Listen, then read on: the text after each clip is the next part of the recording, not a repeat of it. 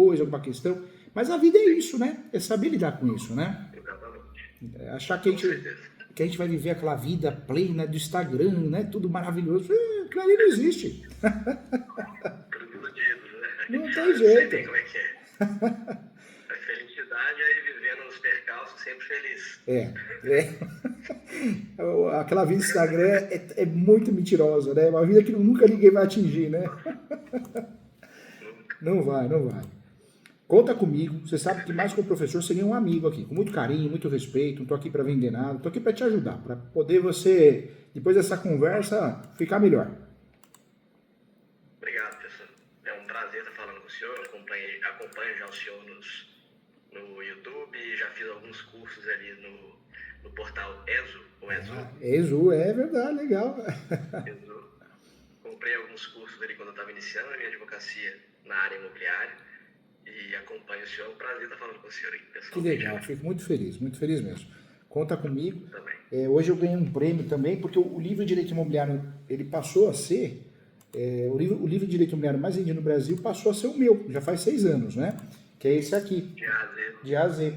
E hoje chegou um prêmio, eu fiquei muito feliz, né? Até tirei foto aqui, porque é o 6º ano que é o livro mais procurado, mais vendido e mais elogiado. Então, tudo é feito com amor, com carinho, né? E veio outras coisas novas aí, né? Na verdade, hoje nós vamos ter um livro de direito material de direito imobiliário que não tem, né? Hoje é tudo junto. Então, o que eu fiz? Agora eu fiz um livro de direito material e um livro de direito processual imobiliário. Então, a gente vai ter agora uma forma de conduzir o direito imobiliário diferente, né? Então, eu acho que é legal isso, porque a gente acaba ajudando, a nossa classe precisa de ajuda, né? A nossa profissão é muito sofrida, né, doutor? É pedra para todo lado, né? É o juiz que nos maltrata, é o cliente que se perde a ação vira contra nós, é o colega do outro lado que às vezes não entende que a gente é advogado e não somos inimigos, não é? Eu estava conversando com meu pai ontem e disse a ele que é impressionante como nós somos o operador do direito mais detestado por todo mundo. E aí, para piorar, às vezes até pelo cliente. Verdade, verdade. É assustador, a relação com o cliente é muito vulnerável, né? É difícil um cliente que vira um amigo. É difícil um cliente que vira um amigo, que manda um panetone, que te dá um Feliz Natal. A maioria te trata bem. Se você perde a ação ou aparece algum imprevisto no meio do processo, pronto, já não serve, já não presta, já não, né? É estranha, a relação é muito fria, né? É bem curioso. Assim, eu advogo há alguns anos, não tem muitos. 2022, mais ou menos, eu comecei para valer. Já era formado há mais tempo. Mas a advocacia, para mim, era um plano C, eu diria. Porque eu já atuei no judiciário, em gabinete, e eu lia e via muitas atrocidades, muitos absurdos do judiciário, e eu pensava, poxa vida, como que o advogado sofre? Às vezes decisões assim você sabe que às vezes decisões de estagiários, decisões de assessores que não estão lendo o caderno processual direito. Ou seja, você capricha na escrita e dependendo da turma... E assim, isso me frustrou muito por um bom tempo. Até que vieram os filhos, né? Aí a gente vai amadurecendo e vendo que, bom, isso é da vida, eu não vou ficar me idealizando, eu tenho que botar comida dentro de casa, tenho que trabalhar, então vamos pra cima. É fogo.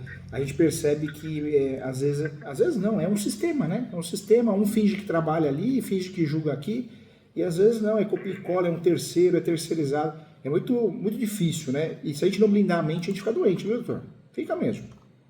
Sim, eu sei. Fica porque falar que você é estável o tempo todo. Não, tem noites que também me dá insônia, tem dias que a gente fica amargurado, porque você fala, poxa, eu fiz algo com tanto amor, 5, 6 dias envolvido ali no processo, dá pra ver que nem leram uma sentença, muitas vezes você vê que é copia e cola, e errada ainda, né? Escolheram copia e cola errado. É complicado. Que não se aplica, coisas assim que... E aí eu falo para os alunos, às vezes de fora, falo, professor Júlio, não deve ser muito tranquilo a advocacia dele, porque não deve passar nervoso. Eu acabo engolindo o sapo do mesmo jeito e às vezes precisa tomar cuidado até com uma perseguição. Já que caiu na minha mão aqui, eu vou falar que não. Sabe, mas é complicado, né? Tem que tomar muito cuidado. É uma luta, né? É uma luta. É uma luta. É uma luta. Com certeza. É uma luta. Minha história na advocacia começou aqui em Igrejinha, onde eu resido hoje. Eu moro no Rio Grande do Sul, sou mineiro, mas moro no Rio Grande do Sul, uma cidade que fica mais ou menos 1 hora de Porto Alegre, 30 minutos de Gramado. Vim pra cá na pandemia, vim pra acompanhar a minha então namorada, quase noiva. Namorada ela já. Tinha passado. Namorida, né? Namorida, o pessoal fala, namorida. Exatamente. Aí os aeroportos estavam fechando, a família dela não pôde vir, ela também é de Minas. E aí eu vim num avião com 3 pessoas. Nossa. Dos últimos que saíram. Eu e mais 3 sentados. Vim com a malinha de mão, achando que ia voltar rápido. Nunca mais voltei. Caramba. Ela engravidou, nós nos casamos, e aqui eu fiquei. Que história! Foi e ficou. Que legal. E ficou. E tá feliz, Fiquei doutor? um mês e nunca mais. Mas tá feliz, né? Tá feliz. Tem aquela sensação que a escolha foi a escolha certa, né? Melhor coisa que aconteceu na minha vida foi eu ter casado. Eu falo que a melhor coisa que eu fiz foi ter casado, ter meus filhos, ter minha família. Isso absolutamente não tem preço. E a sua casa é diferente da casa dos pais, né? É difícil cair a ficha, mas só para quem tem a sua casa para entender isso, né? É diferente, né? É diferente. A casa dos pais, a gente podemos ser amados, bem tratados, mas a casa, quando você tem a sua casa, não tem nada igual, né? Não, definitivamente. E aí eu vim pra cá, ainda com a cabeça de concurso público. Eu queria tentar concurso público para delegado. Eu quase passei no de Minas, fiquei por 2 questões, aí para outra fase. Mas aí a minha esposa engravidou, enfim. Então acabou o concurso por um tempo, eu dei um tempo e entrei para advocacia no escritório aqui na cidade. Foi quando eu tive acesso, primeiro contato com o direito imobiliário mesmo, porque era um escritório que prestava assessoria para uma imobiliária de uma cidade próxima. Fiquei um tempo nesse escritório, alguns meses, e era um escritório que estava iniciando, não tinha nenhum cliente, o advogado estava tentando. Acabou que a gente não bateu muito de modo de trabalhar e modo de enxergar os clientes, e eu saí. Aí fiquei desempregado de novo e fui a Gramado. Fui lá em Gramado, ver o que eu arrumava por lá. Acabei entrando numa imobiliária para auxiliá-los ali em algumas questões jurídicas. E dessa imobiliária vieram vários dos meus clientes que eu tenho hoje. A maioria dos meus clientes hoje são corretores ou pequenos construtores que estão começando lá em Gramado. Eu tenho poucos clientes em Igrejinha. A maioria dos meus clientes são de Gramado. Então, e quase sempre nessa área. Responsabilidade civil, contrato de compra e venda, contrato de permuta, essas questões relacionadas com o direito imobiliário. Claro que já atendi outras coisas, inclusive desses próprios corretores, já atendi até criminal. Mas meu foco é esse e a minha atuação vai se encaminhando mais nesse sentido. De lá, eu tive o acesso à informação de uma área que um dos meus clientes pediu para que eu olhasse. Nada concreto, mas pediu para que eu olhasse porque a informação era de que era uma área perdida. Essa área está perdida, mas olha para a gente ver que a gente não tem acesso e as pessoas falam uma coisa aqui, outra ali. Aí eu fui olhar e pesquisei e vi que era a área de um senhor que havia falecido na década de 90 e nunca tinha sido feito inventário. O imóvel meio que abandonado ali. Abandonado. Isso. Só que um imóvel, vamos dizer assim, valioso. Um imóvel grande. E eu fui olhar e essa mesma pessoa tinha vários imóveis que estavam sendo perdidos por dívidas de IPTU. Dívidas minúsculas em relação ao imóvel e estavam levando o imóvel embora. E os herdeiros nunca procuraram saber. E aí eu fui atrás, eu falei, eu vou achar esses caras. Todos os advogados, todos os corretores com quem eu falei me desencorajaram. Eu procurei esses caras por 1 ano. E eu achei o neto do falecido. Conversei com ele. Doutor é insistente, isso é importante. Eu fui bem insistente, porque era uma coisa grande e todo mundo tinha desistido. Grandes escritórios de Gramado, assim, isso aí, esquece, morro, esquece. E outra, a nossa classe, ela é muito preguiçosa. O doutor sabe disso. Para que eu vou estudar? Para que eu vou atrás de alguém? Por isso esses picaretas da internet que surgiram nesses últimos anos, eles, não sei se ganham dinheiro, né, mas aparentemente ganham. Por isso eles conseguem vender esses cursos, tem agenda lotada, Regularize o imóvel no cartório, porque é muita gente preguiçosa, acha que tem um caminho mais curto e não tem, né, doutor? Não tem, né? Sim, Não tem. é verdade. E isso para tudo, né, doutor? Não só para o direito, Pra para todas as áreas, tudo, para não todo. tem. Enfim, Não hoje tem em como. dia o Não, parecer tomou uma proporção tão desbalanceada que não tem mais aquela coisa, tem que ser e parecer. Não, é só parecer. é. Só aparecendo você já vai ganhar muito dinheiro e depois desaparece. É, Você resolveu é, sua é, vida. É eu, eu, complicado. eu sou muito paz e amor, o doutor me acompanha. Nossa, se eu puder falar alguma coisa positiva, eu falo, negativa, eu evito. Mas isso me incomoda, é algo que eu faço comentários, porque você vê, às vezes nem advogado com todo respeito, tem um cartório ali no interior, não, você vai ganhar dinheiro. Peraí, se eu vou ganhar dinheiro, porque você não vira advogado, para de ser picareta, assim, a pessoa se forma um dia, no outro já quer dar curso, tudo bem, cada um faz o que quer, livre-arbítrio, claro, mas enganar os outros não. E esse pessoal que surgiu, esse pessoal, além de não ser advogado há pouco tempo, eles fazem muito mal. Eu faço muita mentoria aqui para advogados e muita gente com depressão, doutor. E muita gente fala para mim, professor Júlio, eu fiz um curso com picareta tal, a picareta tal, e falou que ia ficar rico, milionário, e agenda lotada, e fiz o curso e nada aconteceu. Eu acho que eu sou uma incompetente, ou eu sou incompetente. Tem doutora que começa a chorar, doutor, na mentoria presencial, online. Então, eu peguei um pouco de bronca. Peguei um pouco de bronca porque eu falo, meu Deus do céu. E eles estragam os nossos colegas advogados e estragam a sociedade, porque o leigo vê um vídeo curto daquele, fala, poxa, meu advogado é ruim, minha advogada não resolve nada. Ah lá, resolve fácil no cartório, eles inventam uma coisa que não existe, né? É verdade. É Hoje é complicado. bem É complicado. complicado. É espetacularização de tudo, né? De tudo, doutor. De todas Chega a as ser irritante, situações. né? Chega a ser Enfim, irritante. Eles não têm é coragem, não chega aqui. desgastante. É bem. O professor Raiz, o que ele faz? E eu faço isso, e eu vejo que quem é da minha geração faz isso. A gente chega aqui e fala: ó, erramos aqui, deu muito errado, deu dor de cabeça, deu prejuízo. Isso é legal, contar a história boa e a história ruim. E aí a gente acaba ajudando. Agora, só um mundo de ilusões, vai tomar banho, né? Bando de picareta. Doutor, e o doutor insistiu, Bom, insistiu, achou. Tá eu vendo? achei o neto do falecido. O neto do E disse falecido. a ele, falei, olha só, eu falei, através de contatos, enfim, achei. Falei, olha só, eu tenho uma informação para te trazer, não sei se você está sabendo, nunca achei seu nome em lugar nenhum, consegui seu telefone com um dos meus clientes.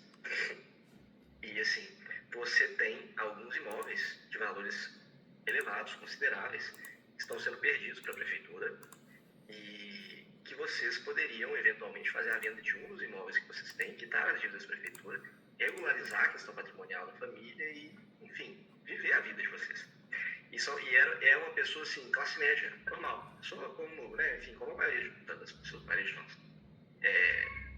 Um jovem, por volta ali dos 35 anos, um pouco mais velho que eu, casado e sem filhos. Aí ele falou, tá, mas... Ou seja, ele até tinha herança, né? Tinha, não tem, mas ele não tinha condições financeiras, interesse ou tempo e nem condição financeira para investir muito, né? E ele nem sabia. Nem sabia. Ele não sabia de nada do que eu falava pra ele. Eu falei pra ele, você tem noção que vocês são proprietários, entre aspas, né? Não tecnicamente falando, mas falei pra ele assim, vocês são proprietários de áreas valiosas numa cidade turística, numa cidade que, enfim, vocês têm essa noção? Aí ele falou, bom, meu avô tinha terras, mas eu não sei. Assim, totalmente perdido. Totalmente perdido. E aí eu falei, você tem advogado? Ele falou assim, olha, eu já ajuizei algumas causas, até tem. Depois eu vi, ele tinha uma advogada mesmo. E aí eu falei pra ele, bom, enfim, essa reunião a gente agendou pra ver se você tem interesse. Foi uma prospecção bem ativa mesmo, porque essas pessoas estavam desaparecidas. Eu fui atrás mesmo. E o doutor foi merecedor. Porque o doutor tinha as informações, correu atrás. Legal, doutor, que história linda. Quase um ano atrás.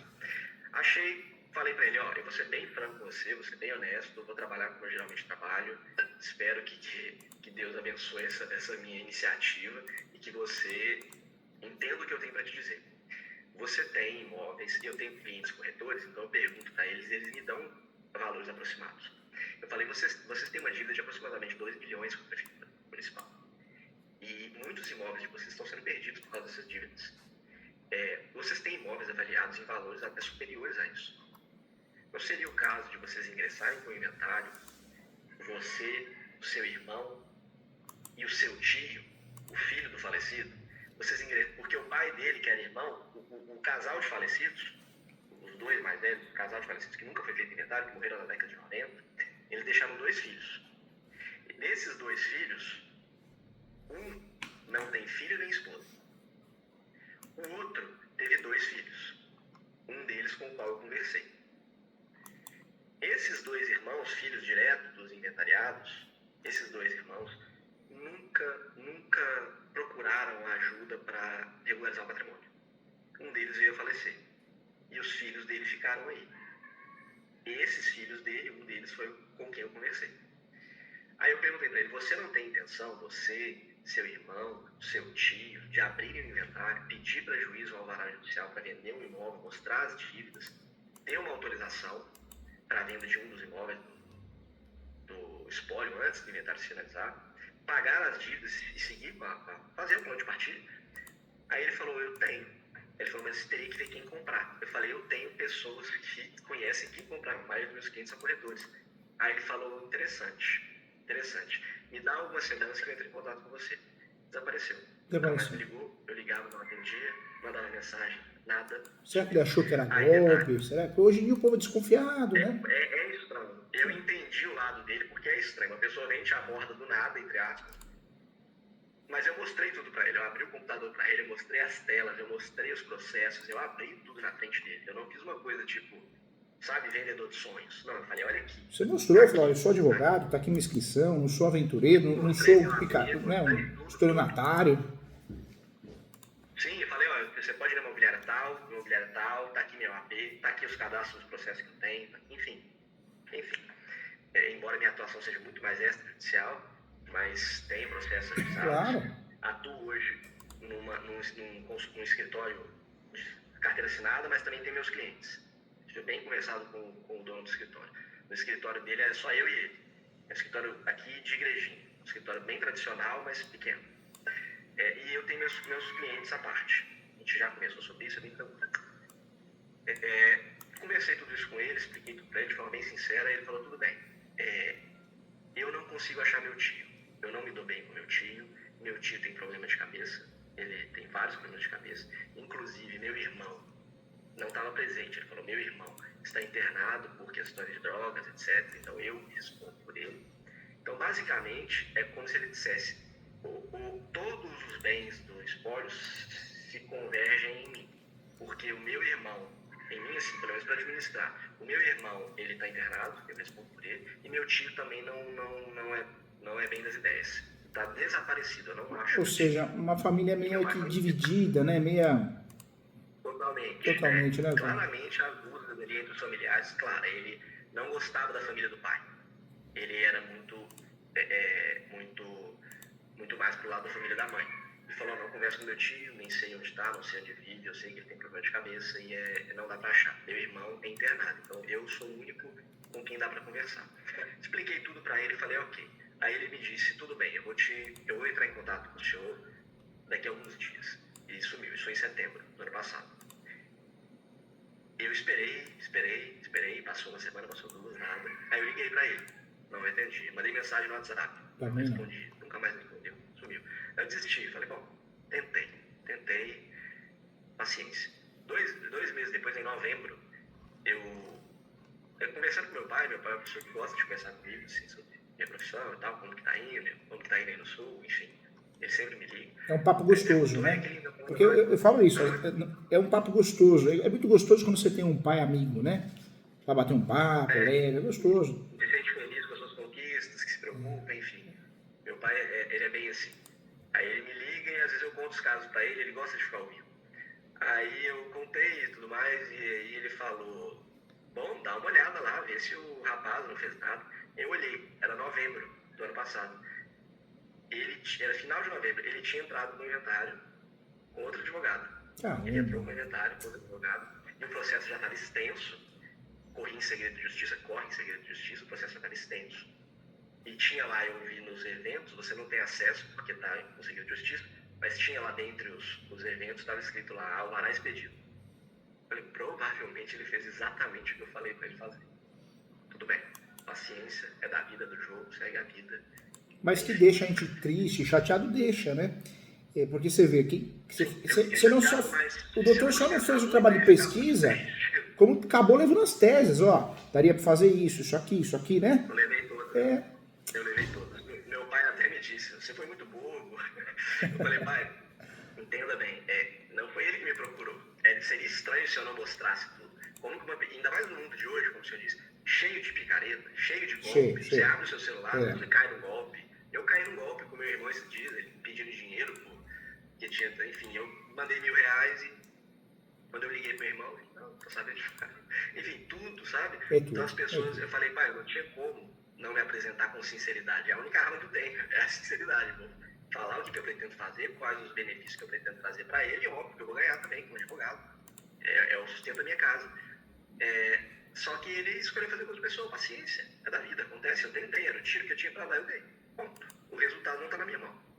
A consequência não está na minha mão. O que dá para fazer, eu tentei e fiz. Meses se passaram. 4 meses mais precisamente. 4 meses. 4 meses. Numa conversa despretensiosa com um dos meus clientes, ele tocou na conversa assim. Porque eu falei com o fulano, que falou com o Beltrano, e um desses fulanos que ele falou, ele tocou no nome do tio desse rapaz. Aí eu falei, pera, você falou fulano de tal? Aí ele, isso. Aí eu falei, você conhece ele? Ele falou, conheço. Eu falei, mas ele é acessível? Era o tio dele que ele falou que ele era acessível. Ele falou, olha, eu já conversei com ele pelo telefone. Eu falei, você tem o número dele? Eu parei tudo. Você tem o número dele? Ele falou, tem. Eu falei, você pode, por gentileza, passar o número. Aí ele ficou assim, eu falei, eu te explico.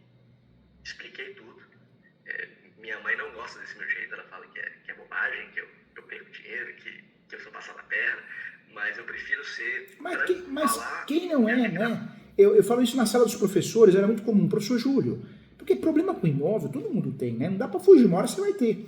E professor Júlio, vem cá, aí era professor de Direito do Trabalho, outro professor de Direito Penal. Professor Júlio, vem cá, eu tô com um caso assim, eu vou passar o cliente pro professor pra gente fazer uma parceria.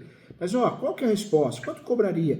E eu percebi, depois de um longo tempo, que sumiam. Ou seja, eu dava todas as teses, as dicas. Hoje, pode ser professor, marca a mentoria. Porque se um advogado que com muito carinho marca a mentoria, participa comigo de uma mentoria de forma correta, justa, por que você que é professor não vai passar? Acabou, cortei. Ou seja, só tem esperto, né, doutor? Você faz bem. Até para valorizar o seu trabalho, para quem está tomando o serviço, também para dar mais valor. Mas enfim, eu peguei o telefone, falei com ele, olha, ele nem é advogado. Eu falei, se você me ajudar a conseguir conversar com esse cliente, eu divido meus honorários com você. Aí ele falou assim, real? Eu falei, real. Eu assino o contrato. Porque eu tenho um lema que eu falo assim, quem tem palavra não tem medo de assinar contrato. Verdade. Desde que esteja o que está lá. Eu não tenho medo de assinar contrato. Eu não preciso assinar. Mas eu faço questão de assinar. Até mais para outra pessoa do que para mim. Verdade. Então assim, eu já lidei muito com isso. A pessoa fala, não, pode confiar, tudo bem. Então vamos assinar o termo? Não, termo não. Bom, mas se você tem palavra e cumpre, a sua palavra é a coisa mais importante, você não teria que ter medo de assinar o contrato. E quem tem palavra não tem medo de assinar o contrato. Não tem medo, verdade. Gostei desse ditado. Eu falei para ele, Verdade, gostei desse ditado. Quem tem palavra não tem medo de assinar contrato. Verdade. Não tem medo de assinar contrato. Se tal o que eu tô falando tá no contrato, eu assino. Falei isso pra ele, falei, eu te mando o contrato. Fica tranquilo que eu te mando o contrato. E se eu não te mandar, você me cobra. E posso gravar um áudio pra você ter isso aí. Eu divido os honorários. Ele falou, tudo bem, então vamos dar um jeito, vamos achar esse cara. Achamos. Liguei, conversei com ele. Caramba, olha que história. O doutor foi parar do outro lado. Né? Foi parar do outro lado. É uma história assim, inacreditável. A minha esposa, assim, enfim, toda noite a gente fica revisitando a história.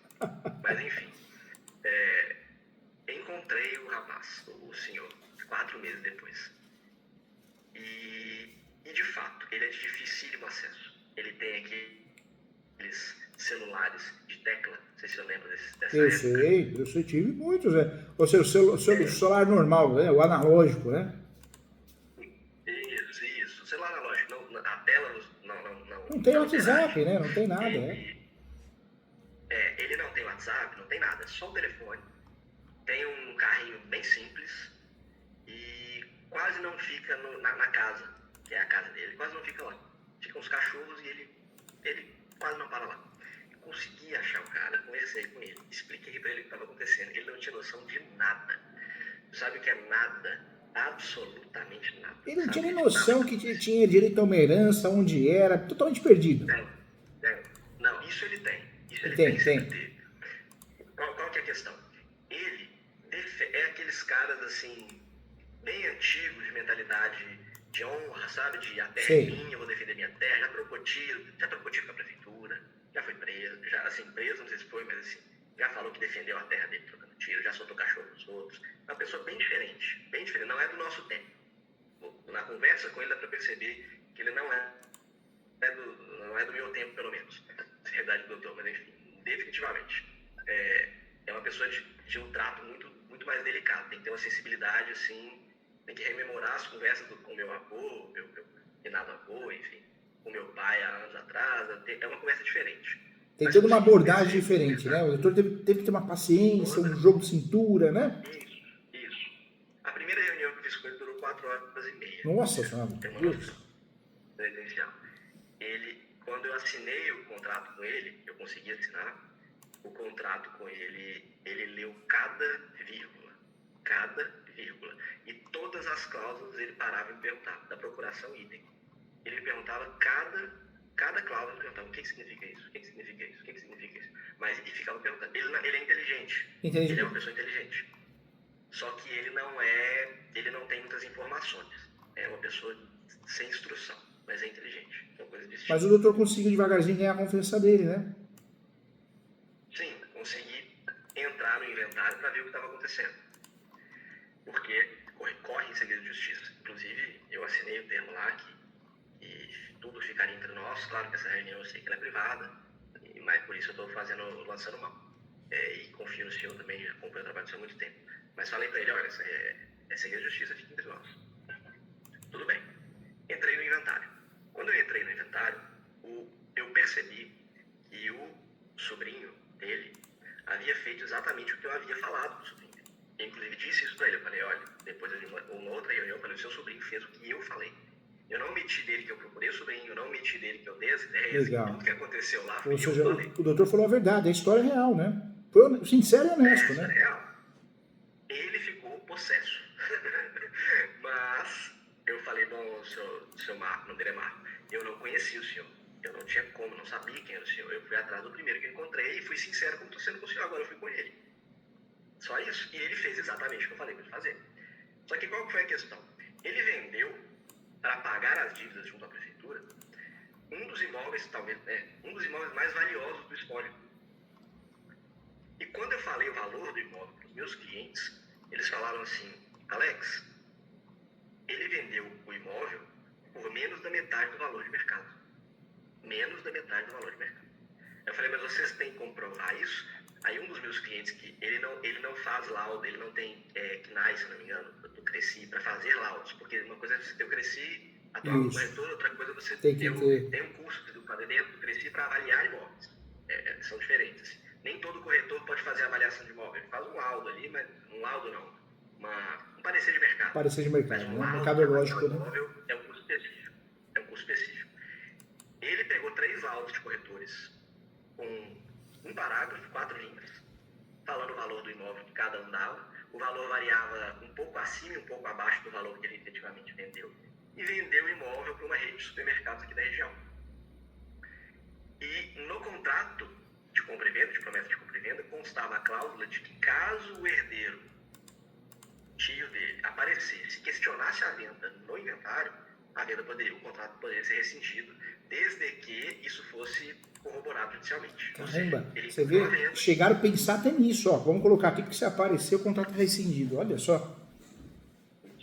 E eu percebi que ele tentou vender o imóvel algumas vezes no inventário, pedindo autorização para a juíza negou, falou, é medida excepcional, não vou deixar. E aí ele trouxe um AE da casa desse hoje meu cliente, com a número desconhecido, e trouxe os pareceres de mercado, e trouxe as dívidas fiscais, enfim, ele montou, a advogada, né, montou bem, é de se reconhecer, ela está fazendo um bom trabalho,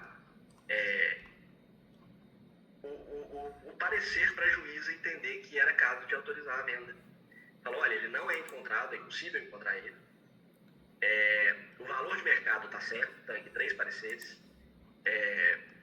Nós temos débitos fiscais, vamos perder os imóveis. Então, excelência, se eu não puder vender o imóvel, a senhora está me condenando a perder meus outros bens. Aí ela deu. Ela deu alvará e ele rendeu. Aí 2 corretores me mandaram laudos muito bem feitos, que eles fazem, só que eles não podem assinar, mostrando que o valor da venda é menos da metade do valor de mercado.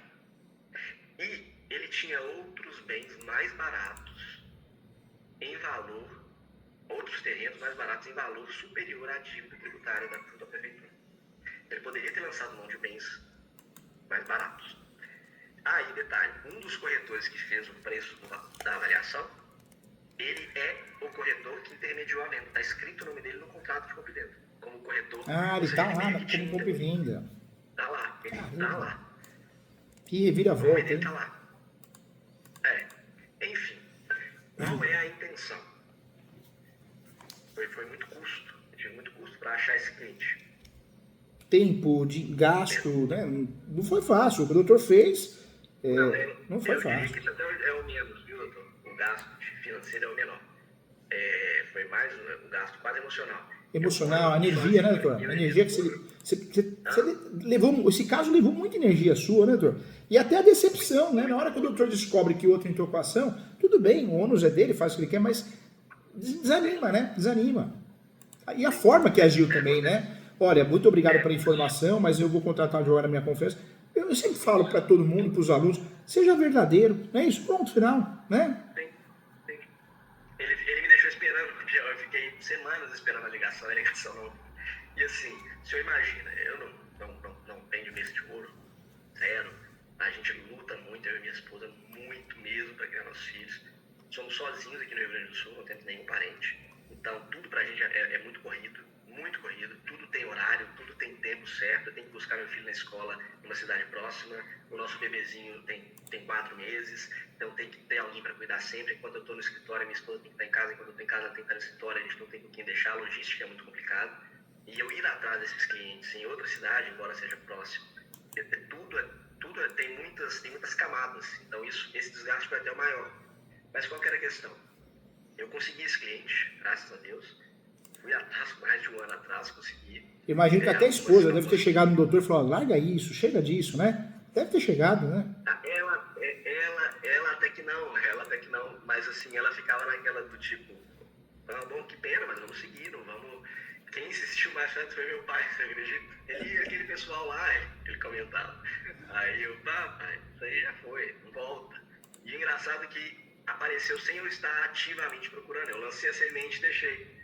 1 hora brotou. Que e quando coisa, hein? eu vi o nome... Isso é um trabalho danado para achar né? O ingrato, vamos chamar de ingrato, né? Não que seja obrigatório, mas foi ingrato. Não né? definitivamente. E aí caiu no teu colo o outro, né? Deus é maravilhoso, não é? Deus é maravilhoso, né? É uma coisa surreal. Eu, assim, enfim, tem boas histórias a esse respeito. Eu não era tão... Minha esposa sempre foi muito mais fiel, vamos dizer assim. E as coisas aconteciam na vida dela de uma forma maravilhosa. É assustador de contar. E eu ficava de fora, assim, pensando, meu Deus, que menina abençoada. E ela sempre me falava, olha, um dia vai acontecer com você, E eu assim, esse dia tá demorando. Só traulitada, vida, enfim, posso contar aqui um monte de questões. E desde que eu me casei, e a gente tem uma vida familiar muito saudável, graças a Deus, nossa, minha vida mudou muito. Teve muitos momentos ruins, mas os últimos 1 ano e meio foram maravilhosos. Não posso reclamar de absolutamente nada. Eu vejo na voz do doutor.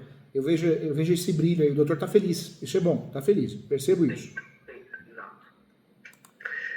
Mas, enfim, qual é a questão? O meu cliente, ele quer o que quer. Para mim seria até melhor que não fizesse, mas ele quer de todas as formas. Eu não vou contrariar. Ele é uma pessoa bem específica, bem complicada, assim, de dar. Eu tenho que fazer o que ele quer, de certa forma, né, claro, passando pelo filtro jurídico. Mas ele quer anular essa venda. Legal. E ele quer... Legal, e ele está no direito dele. Acabou, né? Houve uma simulação. Dessa forma. Ele quer anular a venda e ele quer tomar inventariança para ele. não sei se é o termo correto, mas enfim, ele quer ser o inventariante. Tá certo. É pedir a exoneração do inventariante e ele passar a ser inventariante. E o doutor vai conseguir, hein? Vai conseguir. Deus abençoe. O sobrinho dele disse que no processo que ele não podia ser encontrado. Assim que a venda foi feita, ele ligou para ele e falou: eu tenho dinheiro para te passar. Quando e onde eu posso te encontrar? Ou seja, ele ligou e falou com o tio quando a venda foi feita. Só que nos autos ele disse que o tio era incomunicável, que ninguém achava. Ou seja, ele tinha sim acesso. Ele tinha acesso. Mas ele tinha acesso. Tanto que o tio dele me falou isso. Ele falou: meu sobrinho me ligou, falando que tem um dinheiro para me dar. Será que é isso? Eu não tinha ainda acesso ao inventário. Eu falei: talvez seja.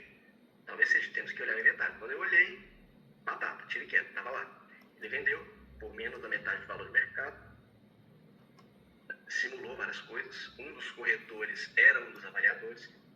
E as minhas questões são em relação a isso, né? Essa questão da inventariança, eu creio que existem subsídios, né? Eu não sei se eles vão ser fortes o suficiente para a juíza tirar, eu não sei quão grave é. Eu já atuei em inventário, sobretudo no escritório que eu atuei em um bocado de inventário. Mas meu mesmo, eu só tinha um antes desse, eu digo meu exclusivamente. Eu já atuei em esse caso, doutor, até uma dica. O doutor tem que trabalhar com a ação declaratória de nulidade. Nós temos a anulatória, né? Mas não é caso de anulatória. É caso de ação declaratória de nulidade, por quê? Porque a ação declaratória não tem prescrição. A ação declaratória de nulidade não tem prescrição. A ação anulatória tem 4 anos, né? Então, além disso... A nulidade, ela não convalida, né? Não convalida. Então, o grande segredo desse caso é o doutor trabalhar com a ação declaratória de nulidade, porque não tem prescrição, de fato. Então, o doutor não corre esse risco. E é uma ação muito mais aberta. O doutor consegue trabalhar muito bem, não. Houve uma simulação. Tem que bater nessa palavra, simulação, que é o que aconteceu. Ora, alegou que não me achava, que em lugar nenhum, e a hora que vendeu, recebeu o dinheiro, já me ligou no dia seguinte. Então, mentiu, né? Houve uma simulação. Uma não, várias, né? Entre elas a avaliação errada, equivocada, e a mentira de falar que não tinha contato comigo, né? E o outro segredo importante dessa ação, o doutor tem que pedir o nome da ação ficaria assim: ação declaratória de nulidade de ato jurídico e todos os afins. Por quê? A intenção é a nulidade do ato jurídico que autorizou a venda e da própria venda, do próprio negócio, né? Ele já foi escriturado, inclusive. Tem escritura pública. Por isso essa ação, ela é a nulidade de tudo, né? Efeito total. É a nulidade, inclusive, do registro. Lá no pedido, o que o doutor vai ter que fazer? Deixar claro que é a nulidade de todos os atos, inclusive o registro. Por quê? Senão a parte numa eventual contestação, ela põe uma confusão na cabeça do juiz, né? Acaba alegando, levando para o lado que não dá para fazer a nulidade, só a nulidade da sentença, deveria ser uma rescisória. O ideal é o doutor deixar claro que não é rescisória, porque não está pedindo a desconstituição da sentença. Está pedindo a nulidade do último ato, que é o registro, gerando efeitos a tudo, né? Anteriormente. Porque a linha de defesa deles, doutor, é falar que o doutor errou a ação. Não. Juiz, não era ação de nulidade. Era uma ação de rescisão, uma rescisória, né? A rescisória do 966. E não tem nada a ver. O doutor quer o quê? A nulidade de todos os atos, entendeu? Assim, a venda, ela não tem muito tempo. Ela deve ter acontecido ela aconteceu em dezembro do ano passado. Então, assim, a questão de prescrição, creio que ainda não se aplica. Mas, ainda assim, a ação declaratória de nulidade seria o melhor instrumento a ser usado? Seria porque ele é, com muito carinho, muita propriedade, ele é o instrumento mais aberto que o doutor consegue trazer várias situações. E, entre elas, né, a principal é a simulação. E não a simulação no plural mesmo, as simulações, né? Do valor do imóvel, da variação, a simulação do contato com ele que era inexistente, que não é verdade, né? Prova disso se faz a ligação, o contato. E no polo passivo da ação vão as duas partes contratantes, né? Vai tanto o supermercado quanto o inventariante. Vai as duas partes. Não, vai as duas partes. Na verdade, a anulação do ato jurídico vai as duas partes. Vai o vendedor e o contratante. E é engraçado que a decisão vai interferir na decisão judicial, né?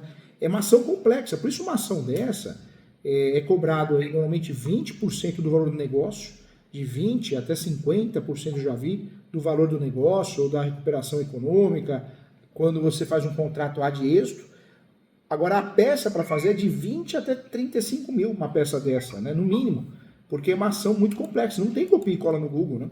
É uma ação artesanal. É.